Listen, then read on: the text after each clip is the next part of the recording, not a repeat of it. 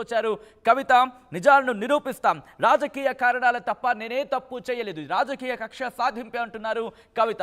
5 నెలల కాలం కుటుంబానికి దూరంగా ఉన్న నేపథ్యానికి సంబంధించి మాట్లాడినప్పుడు భావోద్వేగానికి లోనయ్యారు కల్వకుంట్ల కవిత.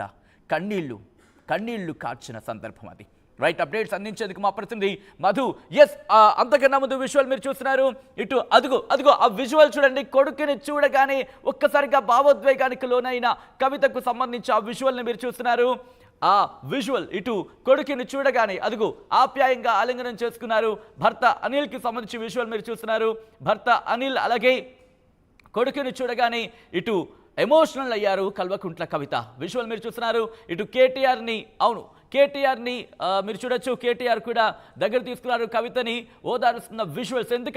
ఎందుకని మాట అంటున్నాడు కంటే ఎమోషనల్ అయిన సందర్భానికి సంబంధించి ఆ తర్వాత తన ఉద్వేగాన్ని ఇన్ఫ్యాక్ట్ ఆ వాతావరణాన్ని ఒక్కసారి అదిగో ఆ విజువల్ చూడండి.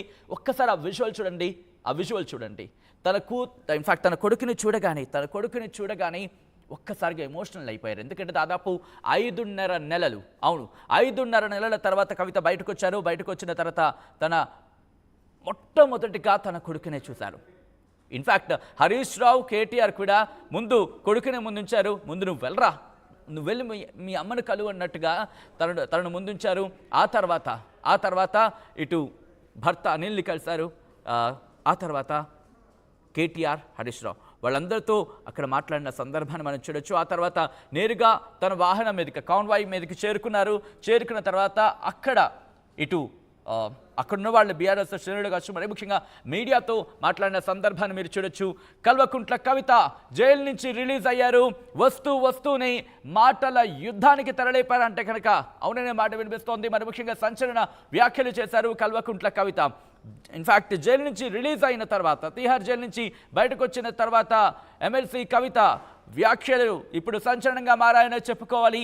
వడ్డీతో సైతం చెల్లిస్తానంటూ కవిత చేసిన వ్యాఖ్యలు ఎవరికి టార్గెట్? మా ప్రతినిధి మధు అప్డేట్స్ అందించేందుకు లైవ్లో సిద్ధంగా ఉన్నారు.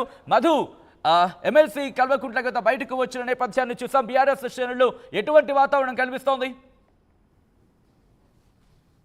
ఎగ్జాక్ట్లీ, నిజంగానే కవిత బయటకు వచ్చినటువంటి తీరు, ఆమె అక్కడ మాట్లాడినటువంటి తీరు పైన బీఆర్ఎస్ లో జోషు నింపేలాగా మాట్లాడారు. గత 5.5 నెలల నుంచి దాదాపు తెలంగాణలో అధికారం కోల్పోయినప్పటి నుంచి కవిత జైలుకు వెళ్లి పార్లమెంట్ ఎన్నికలు, తర్వాత రీసెంట్ గా ఎమ్మెల్యేలు వేయడం, పార్టీ కార్యక్రమాలు తగ్గడము అన్ని తామై ఇటు కేటీఆర్, హరీష్ రావు ఇద్దరే నడిపిస్తా ఉన్నారు. కేసీఆర్ కూడా ఒక మనసులో బాధతో కూతురు లేని సంబంధించినటువంటి ఆమె జైల్లో ఉండడంతో ఆయన కూడా యాక్టివ్ పాలిటిక్స్ కి దూరంగా ఉంటున్నారు.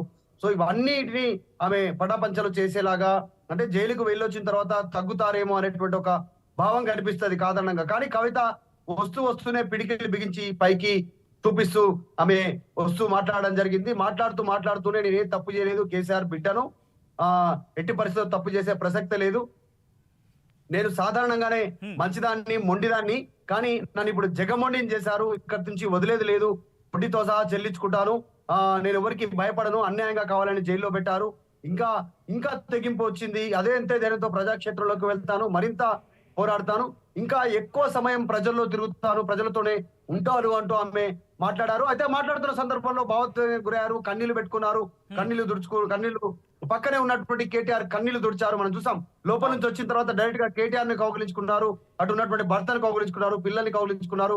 తర్వాత కేటీఆర్ ఆ సందర్భంలో కేటీఆర్ అన్నను కౌగిలించుకున్న తర్వాత కవిత ఒక్కసారిగా కళ్ళ వెంట నీళ్లు రావడంతో కేటీఆర్ తుడుస్తున్నటువంటి విజువల్స్ స్క్రీన్ పైన చూడొచ్చు. సో ఆమె ఒక్కసారిగా భావోద్వేగానికి గురయ్యారు. అంటే దాదాపు 5.5 నెలల తర్వాత బాహ్య ప్రపంచంలోకి కవిత అడుగుపెట్టింది. అంటే పోలీసులు లేకుండా అనుమతి వారికి సంబంధించినటువంటి పరిస్థితుల నుంచి ఒక్కసారిగా అక్కడ ఉన్నటువంటి శ్రేణులు డప్పులతో అక్కడ ఎదురుగా కనపడేటువంటి నాయకులు, బీఆర్ఎస్ పార్టీ నాయకులు, ఉద్యమ సభలో పనిచేసిన వాళ్ళు అందరూ కనపడంతో ఒక్కసారిగా కన్నీళ్లు పెట్టుకున్నటువంటి సిచ్యువేషన్ ఉంది. అసలు కవిత చాలా నీరసంగా కనిపించారు. ఆ విజువల్స్ లో కళ్ళ కింద డార్క్ సర్కిల్స్, ఆమె మొహం అంతా చాలా అసలు నిద్ర లేదు అనేటువంటి ఒక సిచ్యువేషన్ లాగా, అంటే చాలా నీరసంగా కవిత మొహం కనిపించింది.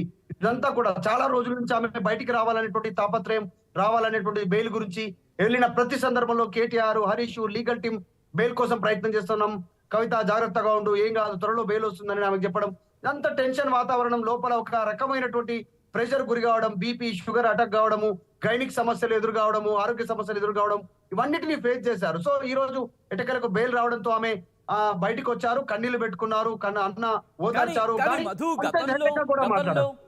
గతంలో ఎప్పుడూ చూడని ఒక కొత్త కోణంగా చెప్పొచ్చు. ఎందుకంటే తన మాటల్లో ఆ గొంతెత్తినప్పుడు ఇన్ఫ్యాక్ట్ ఫెరోషియస్గా తను మాట్లాడుతూ ఉంటారు, చాలా పదునైన వాగ్దాటితో బాణాలు వదులుతూ ఉంటారు. కానీ ఈసారి భావోద్వేగం కాస్త ఇన్ఫ్యాక్ట్ అది ఫీల్ చేయొచ్చు. సో ఇప్పుడు ఎలా ఉండే అవకాశం ఉంది? ఒక్కసారి మీరు లైన్లో ఉండే ప్రయత్నించింది మా ప్రతినిధి రామకృష్ణ అప్డేట్స్ అందించేందుకు ఢిల్లీ నుంచి లైవ్లో సిద్ధంగా